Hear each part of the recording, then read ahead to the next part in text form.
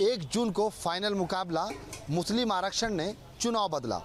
आज इसी मुद्दे के पर चर्चा करने के लिए हम लखनऊ के अंदर मौजूद हैं और लखनऊ से लोगों का मूड भांपने का प्रयास करते हैं कि आखिरकार लोकसभा चुनाव 2024 में जो मतदान 6 चरणों के अंदर हुआ है उससे क्या स्थिति स्पष्ट हो रही है और 4 जून को जो नतीजे आएंगे उस पर किसका कब्जा होगा।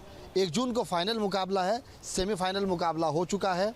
किस तरह से पार्टियों की तैयारी थी, किन किन मुद्दों को लेकर पार्टियों के नेता जनता के बीच में गए, क्या क्या लुभाने का उन्हें प्रयास किया और आखिरकार जनता ने किन मुद्दों पर वोट किया और अब 1 जून को जो फाइनल मुकाबला होने वाला है उसको लेकर के लोग क्या सोचते हैं। क्योंकि 7वां चरण जो है वो पूर्वांचल, जहां समाजवादी पार्टी का 2022 विधानसभा में गढ़ रहा, उन्हें तमाम सीटें मिली और अब पूर्वांचल में भारतीय जनता पार्टी की तैयारी कैसी है, 1 जून को जो फाइनल मुकाबला है उसको लेकर के क्या सोचती है जनता। चलते हैं जनता के बीच और जानने का प्रयास करते हैं कि आखिरकार उनकी सोच क्या है, क्या उनके मुद्दे थे और जो फाइनल मुकाबला है, ख़ास तौर से मुस्लिम आरक्षण की अगर बात की जाए तो पूरा चुनाव बदल चुका है, उसको लेकर के क्या लोग सोचते हैं। 1 जून को फाइनल मुकाबला किस तरह देख रहे हैं आप? हम तो ये देख रहे हैं कि अभी तक तो अपने ही देश में ये मोदी का जो परपंच चल रहा था, अब तो पाकिस्तान तक पहुंच गया। वो पाकिस्तान का इन्वॉल्वमेंट है और ये है वो बांग्लादेश का इन्वॉल्वमेंट है। आप अपने देश में क्यों नहीं रहते हो? आप अपने मुद्दों पे क्यों नहीं रहते हो, जिन मुद्दों के सहारे आप चुनाव लड़ सकते हो? क्योंकि आपने कुछ किया तो है नहीं। शिक्षा, रोजगार, स्वास्थ्य, नौकरियाँ, महंगाई, सुरक्षा, उस पर तो कुछ किया नहीं है। आप सिर्फ इसी मुद्दों पे रहोगे। अभी तक तो आप हिंदुस्तान में मुस्लिम हिंदू करते रहे, अब आप बांग्लादेश को भी ले आए, पाकिस्तान को भी ले आए, चीन को भी ले आओ। क्यों पीछे छूट रहे हो? अगल बगल के जितने भी हमारे छोटे मोटे देश हैं, एशियाई देश हैं, उनको सबको ले आओ और सिर्फ यही परपंच फैलाओ। क्योंकि हकीकत में तुमने सिर्फ और सिर्फ बांटने की राजनीति की है, हिंदू मुस्लिम कराने की राजनीति की है, लोगों को आपस में लड़ाने की बात की। हर मुमकिन कोशिश तुमने 2023 से तुम 2024 के लक्ष्य को तय करते हुए तुम किसानों और जवानों की लड़ाई से शुरुआत करते करते आज तुम्हारा दम निकल चुका। तुम किसी भी तरीके से न किसानों जवानों को लड़ा सके, न देश में हिंदू मुस्लिम को लड़ा सके। आज हिंदू मुस्लिम की एकता आप देख लीजिए कि जरा सा भी कोई भी बात होती है, मोदी कुछ भी ऐसे कमेंट्स करता है, कोई फ़र्क नहीं पड़ता। किसी भी किस्म का कोई भी फ़र्क हिंदू मुसलमान में नहीं पड़ा है फिलहाल अभी तक, आज की डेट। मगर माना जाए कि पूर्वांचल का जो लास्ट गेम ऑफ 13 है वो हो जाएगा। देखिए, ये ना शुरू में सही थे ना अब सही हैं। 5वां राउंड क्या, 6वां राउंड क्या, 7वां राउंड भी इनके पक्ष में है ही नहीं। लगभग तय कर चुका है देश की जनता की गठबंधन की सरकार हम ला सकते हैं और लाने में वो कामयाब भी हो रहे हैं। मुझे लगता है कि पूर्वांचल का जो हिस्सा है वो वैसे भी वहाँ पर इनकी कोई अब की बात नहीं चलने वाली है। मैंने आपको बताया कि 2014 में हिंदू मुस्लिम किसानों को लड़ा के 2013 में 2014 की राजनीति में आए। जुमले 2 छोड़े थे, 2 करोड़ नौकरियाँ, 15 लाख। 1 जून को फाइनल मुकाबला है, किस तरह देख रहे हैं आप? मुस्लिम आरक्षण ने पूरा चुनाव बदला है। ऐसा है कि ना ये शुरुआती में कुछ थे ना आखिरी में कुछ हैं। ऐसा है कि इन्होंने 10 साल, भारत की जनता ने, देश की जनता ने इनको मौका दिया, 10 साल मौका दिया। ये जिस पर आए हैं 10 लाख नौकरी, बेरोजगारी दूर करेंगे, 15 लाख खाते में आएगा, 20 प्रकार के इन्होंने झूठ बोला। और जिस प्रकार से ये सरकारी नौकरियों ख़त्म किया जा रहा है, उसको प्राइवेट कर रहा है, तो इस प्रकार से जो युवा है काफ़ी परेशान है। 10 साल जो जिसकी उम्र निकल गई, 10 साल इनकी सरकार में नौकरी नहीं पाया, अब क्या करेगा? ताली और थाली बजाएगा, पकौड़ा बेचेगा, बीटेक के एमटेक करके लड़के घूम रहे हैं, क्या करेंगे बताइए? तो ठीक है, मैं जहाँ से आता हूँ, मैं अयोध्या का रहने वाला, मूल निवासी अयोध्या का हूँ। मंदिर बनी, ठीक है, मंदिर बन गई। मंदिर जो भी सरकार आएगी उसको गिरा नहीं देगी। पूजा पाठ इससे पहले भी अयोध्या में होता था, आज भी होता था। और वैसे भी जो मुझे याद है, मेरा बचपना था कि मंदिर का जो ताला खुलवाया था कांग्रेस सरकार में खुला गया था। ऐसा कुछ नहीं हिंदू मुसलमान का। कोर्ट ने जो निर्णय लिया है उसका वो उन्होंने फैसला आया है तो मंदिर बन गया है। मंदिर किसी ने अपनी जेब से नहीं बना दिया, भारतीय जनता पार्टी ने। दूसरी चीज़, बड़ी चीज़ है कि आदमी उससे हिंदू मुसलमान में गुमराह करके नौजवानों का भविष्य खराब कर रही है भारतीय जनता पार्टी। आप बताइए, ये लोग हमेशा लोगों को बांटने का काम किए हैं। अब संविधान खत्म करने की बात कर रहे हैं। संविधान से अगर दलित को फायदा हुआ है, पिछड़े को फायदा हो, तो अगड़ा पिछड़ा सबको 10% जो 16% मिला, वो संविधान तहत ही मिला है ना। तो संविधान अगर खत्म हुआ तो सबका नुकसान होगा। संविधान खत्म होगा तो सब कुछ जो आउटसोर्स कंपनियों के द्वारा, बताइए आज 10,000 रुपये बीटेक करके लड़के ने आउटसोर्स कंपनी में जाकर नौकरी कर रहे हैं। बताइए आप बताइए, तेल इतना महंगा है, महंगाई इतना ज़्यादा है, सिलेंडर इतना महंगा है, भुखमरी इतना फैली हुई है, हैं? अब बताते हैं कि देश में गरीबी कम हुई है। देश में अगर गरीबी कम हुई होती तो ये जो इतने बताते 80 लाख लोग 5 किलो राशन ले रहे हैं, ये कौन है? ये अमीर लोग हैं जो राशन ले रहे हैं। देश को बदतर बना दिया। मुस्लिम आरक्षण ने क्या पूरा चुनाव बदल दिया है, क्या मानते हैं? बिल्कुल बदल दिया भैया, एक तरफ है। किसानों की आय दोगुनी करने के लिए बोले थे, वो भी नहीं हुआ। किसान जानवरों से परेशान है, बेरोजगार है, नौकरी नहीं मिल रही है, सारी चीज़ें प्राइवेट हो रही हैं, तमाम परेशानियां लोगों को। 1 जून को फाइनल मुकाबला है, किस तरह देखते हो उस फाइनल मुकाबले?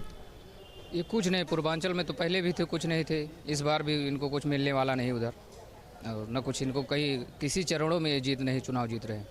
कैसे मानते हैं कि इतना विपक्ष जो है वो मजबूत है? आप कैसे मान रहे हैं विपक्ष को इतना मजबूत है? विपक्ष ने जो वादा किया था वो पूरा किया। कुछ और लोग हैं, उनसे बातचीत करने का प्रयास करते हैं। पूर्वांचल में 2019 का जो सीन था पूरा, क्या वो बदलेगा? मुस्लिम आरक्षण क्या चुनाव पर असर डालेगा इस बार? क्यों नहीं डालेगा? कैसे डालेगा, थोड़ा बताइए। जैसे लास्ट टाइम मुस्लिम आरक्षण के ये लोग विपरीत में थे, तो कौन उधर से लड़े? पूर्वांचल से अभी जो मेन इनके निरहुआ, पूर्वांचल में मेन गढ़ तो वही है, आजमगढ़ का ही है। तो वहाँ तो पूरा मुस्लिम बहुल इलाका ही है, तो वहाँ तो मुस्लिम आरक्षण के लिए तो काम होगा ही होगा। तो उनकी जो सरकार है, आजमगढ़ से कौन लड़ रहा है? आपके धर्मेंद्र यादव लड़ रहे हैं, तो उनका तो जीतना तय है ये लोकसभा में। और हम तो ये कहते हैं कि चुनाव के समय आते ही मुस्लिम तुष्टीकरण क्यों होने लगता है, धार्मिक तुष्टीकरण क्यों होने लगता है? आप अपने विकास के मुद्दे पर क्यों नहीं बात करते हो? आप बेरोजगारी पे क्यों नहीं बात करते हो? आप शिक्षा पे क्यों नहीं बात करते हो? आप स्वास्थ्य पे क्यों नहीं बात करते हो? आप सिर्फ बात करते हो हिंदू मुस्लिम पे, है? सिर्फ हिंदू मुस्लिम पे बात करोगे। भाई वोट के समय आपको क्यों याद आ जाता है कि इसको हमें आरक्षण देना है, उसको आरक्षण नहीं देना, या आरक्षण हमें ख़त्म करना है? आरक्षण हमारा हक है, आरक्षण हमारा हक है। अगर हमें आरक्षण नहीं है तो फिर हमें क्या फ़ायदा? हमें नौकरी वैसे भी ख़त्म कर दी है आपने, गवर्नमेंट एम्प्लॉयमेंट तो सारा ख़त्म ही हो गया। ले दे के थोड़ा बहुत जो बचा वो आरक्षण की वजह से अगर किसी गरीब को मिल जाएगा तो उसमें आपको तकलीफ क्या होती है? तो ये तो बड़ा फैक्टर रहेगा इस बार का। सरकार को जवाब देना पड़ेगा इसका आगे चल के। जो इन्होंने बंद किए हैं सारे कानून जो ला रहे हैं, काले कानून ला रहे हैं, इनके पक्का 4 जून के बाद तो सरकार तो बदलनी है ही है। उसके बाद इनको सारे जवाब देने पड़ेंगे और जनता ही इनसे जवाब मांगेगी। 2019 का जो पूरा सीन है, क्या उसमें कुछ परिवर्तन नजर आएगा, मानते हैं? एक शुरुआती दौर देखा जाए या अंतिम दौर देखा जाए तो देखने से तो किसी को कोई मतलब नहीं हो सकता, लेकिन मैं इतना कह रहा हूँ कि शुरुआत मैं कर रहा हूँ, थोड़ा इधर ध्यान दीजिए। फुटपाथ पर पड़ा था, फुटपाथ पर पड़ा था, भूख से मरा था, कपड़ा उठा के देखा तो पेट पे लिखा था, सारे जहाँ से अच्छा हिंदुस्तां हमारा, हम बुलबुले हैं इसकी, यह गुलिस्ता हमारा, फिर भी 2 लात मार के चल दो। ये भारतीय जनता पार्टी की कहानी है। मैंने कल भी आपको बताया था और आज भी बता रहा हूँ, पहला चुनाव आशा और विश्वास पे लड़े थे। पहला चुनाव 2014 इन्होंने कहा आशा और विश्वास। आशा क्या रहा, विश्वास क्या रहा, आप देखा आपने? नहीं देखा। फिर एक नारा कभी किसी जमाने में लगता था, हिंदू मुस्लिम सिख ईसाई आपस में हैं भाई भाई। ये हमारा बड़ा पुराना नारा है। आज मैं उस पुराने नारे को आपके सामने भी कह रहा हूँ। लेकिन सवाल ये है हमारे देश में कि आप आइए, हमारे देश का प्रधानमंत्री नरेंद्र मोदी बनारस को क्या बनाने की कहा था, आपको याद है? याद हो तो बताइए आप। जापान की राजधानी का नाम कीजिए, बनारस को मैं जापान की राजधानी कहा था। क्या बनारस बन पाया? टक्के सक्के झक्के रोटे मोटे नहीं बन पाया। बनारस में 4 घर के बाद, यदि बनारस कोई गया होगा किसी जमाने में तो देखा होगा हर 4 घर के बाद एक छोटा मंदिर हुआ करता था। और ये जब आए, कौन नहीं, न राम को लाए हैं, न रहमान को लाए हैं, न ईसाई लाए हैं, न कुछ लाए हैं। ये केवल देश को बरगलाने का एक इनका धंधा है। तो मैं चर्चा कर रहा था बनारस की। बनारस में 4 घर के बाद एक मंदिर हुआ करता था। ये सारे मंदिर टूट गए। इसके देवी देवता कहाँ गए भगवान जाने। फिर नरेंद्र मोदी का बचपन का फोटो अभी नहीं है मेरे पास, नहीं तो आपको दिखाता।